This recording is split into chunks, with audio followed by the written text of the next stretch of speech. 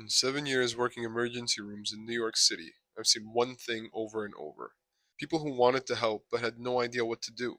Not because they didn't care, but because nobody ever taught them. That's what this video is. A practical guide to 4 emergencies you could realistically encounter. Someone collapsing, a serious shoulder injury, a severe allergic reaction, and what to do when someone is going into anaphylaxis. I'm a physician assistant. I've handled all of these in real ERs with real patients. By the end of this video, you'll know exactly what to do in each situation, and more importantly, what not to do. Because in most of these cases, the mistakes people make trying to help are what end up causing more damage. Let's get into it. Let's start with one of the scariest things you can witness. Someone collapsing or losing consciousness right in front of you. The most common reaction people have is to immediately start CPR. I understand that instinct completely, but it could be the wrong call, and I've seen the consequences of that mistake in my own ER. Here's what most people don't know. CPR is specifically for cardiac arrest, meaning the heart has stopped beating. But unconscious does not automatically mean cardiac arrest. Someone can be unconscious and still breathing. They could have fainted. They could be diabetic and having a blood sugar emergency. They could be having a seizure. Starting chest compressions on someone whose heart is still beating can break their ribs, damage their organs, and turn a manageable situation into a serious injury. So just a side note here. Doing CPR, there's a high likely chance that people will break ribs. But at that point, if someone is actually in cardiac arrest and needs the CPR, that's a totally different discussion because I definitely care that their heart is beating more than a few broken ribs, as opposed to breaking the ribs when they didn't need to be broken because the person didn't actually need CPR in the first place. I had a patient come into the ER who had fainted, completely lost consciousness. The people around him immediately started CPR. By the time he got to me, he had multiple broken ribs. Not from whatever caused him to collapse and hit the ground, but from the people who were trying to help him. So here's the correct order, and I want you to memorize this. Step 1, try to wake them. Tap their shoulders firmly. Call their name. Shout at them.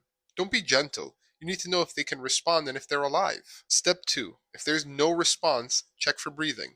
Tilt their head back slightly, look for their chest rising and falling, listen for breath sounds, or even feel for air on your cheek.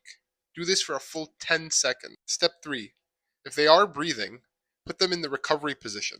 Roll them onto their side so that if they vomit, they don't choke. This position actually saves lives, and almost nobody outside of medical training knows it exists. I still don't know why. Call 911 and stay with them. Step 4. If they are not breathing and have no pulse, now you start CPR. Call 911 first or get somebody nearby to call while you begin compressions. 10 seconds of checking breathing first. That's the difference between helping someone and sending them to the ER with injuries they didn't have when they hit the ground. The next one comes up more than you'd think, and the mistake people make is one of the most painful things I see in the ER. Someone falls, their shoulder doesn't look right, and they or someone around them tries to pop it back into place. I had a patient come into my ER who had been trying to reduce what he thought was a dislocated shoulder for hours before he finally came in. He kept manipulating it, yanking it, trying to force it back into position. It wasn't actually a dislocation. It was actually a broken collarbone. Every single time he tried to fix it himself, he was causing more damage to an already fractured bone. Here's the problem. A shoulder dislocation and a collarbone fracture can feel almost identical and present the same way. Same area of pain, limited movement, visible deformity. Without an x-ray, you genuinely cannot tell the difference, and the treatment for each is completely different. Trying to reduce a dislocation yourself is already risky without proper training. Trying to reduce what you think is a dislocation when it's actually a fracture is a completely different level of damage. Here's what you actually do. Step 1. Immobilize it. Use a sling, a scarf, a jacket, a tie, anything that supports the arm and stops it from moving and swinging. Step 2. Ice it. No heat at all. Ice reduces swelling and inflammation. Step 3. Do not push on it to test how bad it is. Do not try to move the shoulder back into place. Do not let the person try to use that arm to see if it still works. Step 4. Get to an ER or an urgent care. You need imaging before anyone touches that shoulder. An x-ray takes 10 minutes and tells you exactly what you're dealing with. Guessing and manipulating it yourself can turn a clean fracture into a very complicated surgical case. When a shoulder doesn't look right after a fall, your job is simple. Stop it from moving and get it imaged. That's it. Nothing else. Chapter 3 is one I feel strongly about because it is genuinely life threatening, and the early signs get missed constantly, even by people who know they have allergies. Most people think a severe allergic reaction looks obvious: throat swelling, throat closing up, hives, difficulty breathing, and those are some of the signs. But by the time someone has throat swelling, they've often already been in trouble for a while and lost critical time. Here's the sign I see missed most in the ER: nausea and vomiting after eating something new or being exposed to a potential trigger. People assume it's a stomach bug or food poisoning. They assume the food just didn't agree with them. They wait. By the time the throat tightening starts, it's a much more serious situation than it needed to be.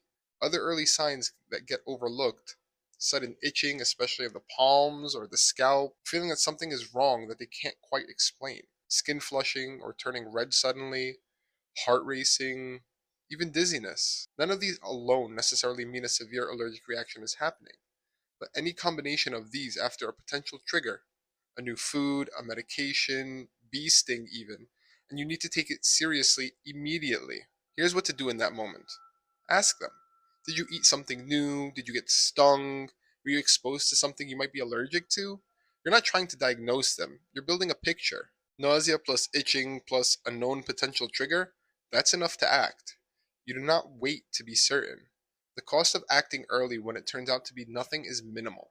The cost of waiting when it turns out to be a severe allergic reaction can be catastrophic. Chapter 4. So you've recognized a severe allergic reaction is happening.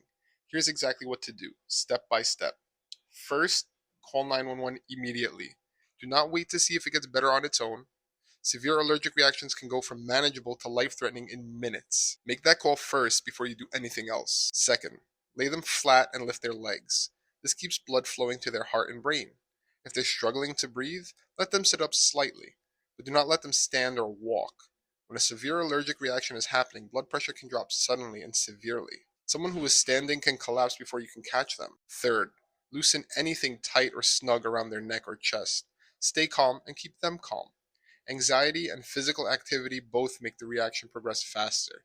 And it's understandable why someone would be anxious in this situation, right? Fourth, if that person has an EpiPen and they're willing to let you help them to use it, go for it. I promise it's a lot simpler than you think. Here's all you need to remember: blue to the sky, orange to the thigh. Press the orange tip firmly against the outer thigh. You can go right through the clothing, you don't need to remove anything. Hold it there for 10 full seconds. You'll hear a click. That's it. That's the whole process. I will say I've seen a lot of people misuse an EpiPen and end up with the needle in their fingers as opposed to the person's thigh, but it's super simple. Blue to the sky, orange to the thigh. That's it. You can't mess it up after that. Now, here's something critically important that most people don't know. The EpiPen buys time. It's not a cure. The reaction can return after the EpiPen wears off, and the person needs to go to the ER even if they feel completely fine after using it. I've had patients feel totally normal after an EpiPen and want to go home, and come back to my ER in full anaphylaxis a couple of hours later. Do not skip the ER visit, regardless of how good they feel. Let me leave you with one thing I want you to take away from this entire video. In every single situation we covered today, the people who caused more harm were trying to help. They just didn't know what not to do. The patient with broken ribs from unnecessary CPR, the person with a worsening fracture from trying to reduce it himself, or even the allergic reaction that got out of control because someone waited too long to act. Knowledge is the difference between helping and hurting, and you now have it. Save this video, share it with your family, send it to the parents, coaches, and teachers in your life. You genuinely never know when this information becomes the most important thing someone around you has ever heard. I'm a physician assistant with 7 years of ER experience, and I make these videos because the gap between what medical providers know and what everyday people have access to is genuinely dangerous. You deserve to know this stuff. Subscribe, I post every week. Drop your questions in the comments and they become future videos. See you next week.